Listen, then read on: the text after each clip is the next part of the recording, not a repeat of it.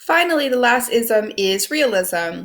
And this movement's just about what it sounds like, showing you the real in art subjects. So I give you Courbet's famous quote, "Show me an angel and I'll paint you one." Basically alluding to the idea that artists were no longer interested in creating pieces that were fantasy or emotional or lies in a sense. And if you think about it, it takes a lot of subjects off the books.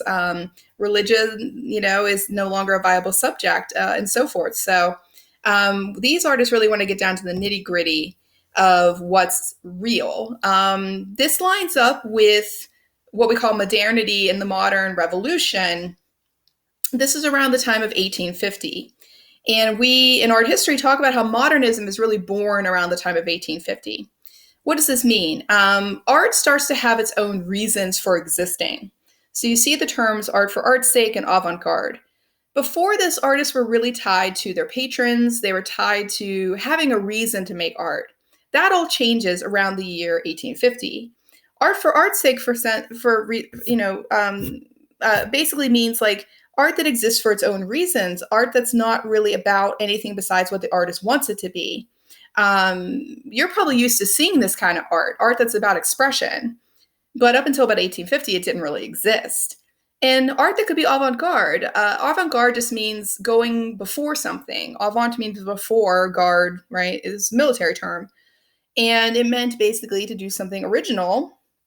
We now sort of mean it means cutting edge, right? It's something, that's never been seen before. Again, before this, artists weren't really trying to shake things up. They were trying to create art that the church might want to buy or a wealthy person might want to buy. They had their reasons, political reasons, etc. But this is really new thinking, right, for art making.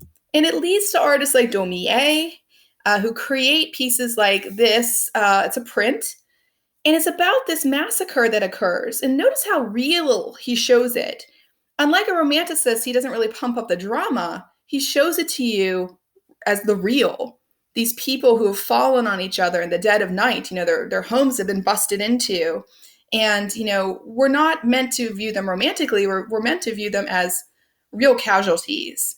Or, this print by Daumier, where he's speaking against the king and he's saying, do you really want a king that just takes everything from you and just shits out the law? You'll notice that's what he's doing, by the way. How much more blunt or more real can you be?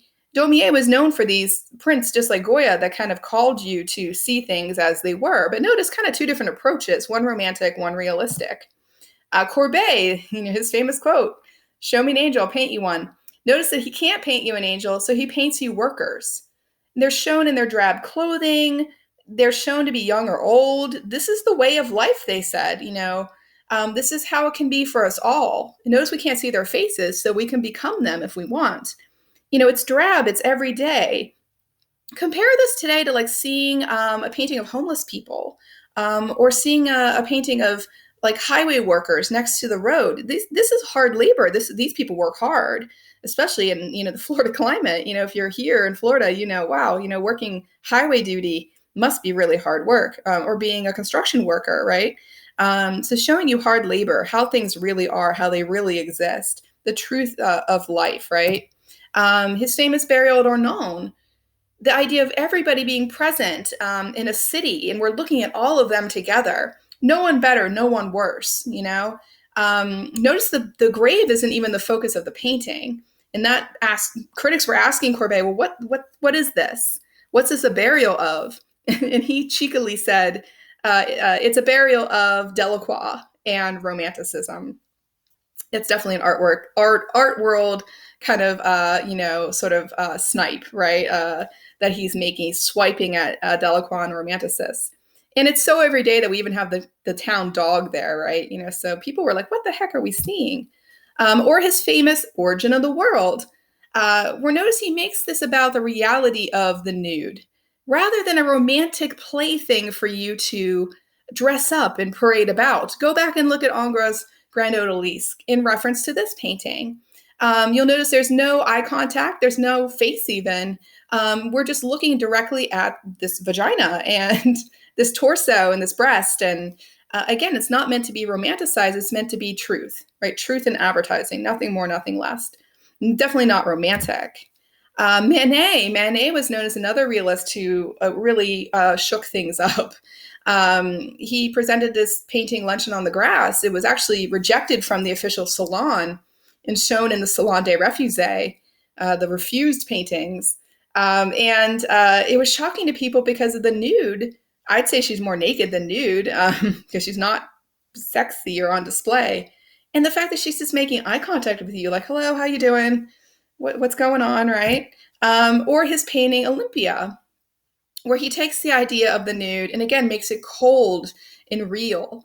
Here he's showing us a prostitute, and he's showing this as a woman of commerce, that she's not, again, thinking about how to romanticize herself. She's like, I'm here for a price. If you'd like to pay, I'm available. If not, see you later. And so he makes it into this very harsh, very cold idea of prostitution, a real reflection of what is happening there. And again, you can take something like Titian's Venus of Urbino and contrast it with the Olympia.